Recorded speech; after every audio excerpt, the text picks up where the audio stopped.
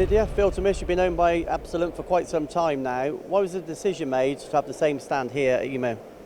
Well, historically, Filtermist has always exhibited separately from Absolent AB. You're right, we became part of the Absolent group back in 2010, and things are changing globally, so we're starting to work more and more together as part of the group.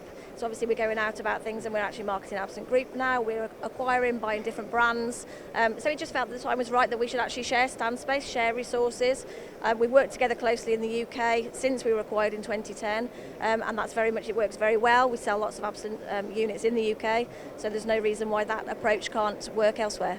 Yeah, I guess the products, there's a perfect marriage, isn't there?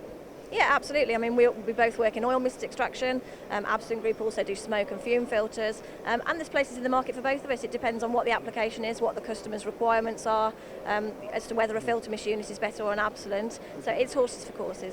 And it's a very dynamic group. You acquire more companies almost yearly. More than yearly, Joe. Yeah, acquisition, we've been very hot on the acquisition trail recently, adding brands to the group all the time.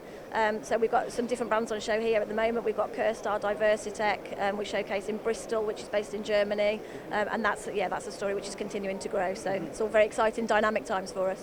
And you've had an important anniversary for the company. We have. Last week we celebrated our 50th anniversary, so we welcomed distributors from about 13 different countries around the world to a dinner last week.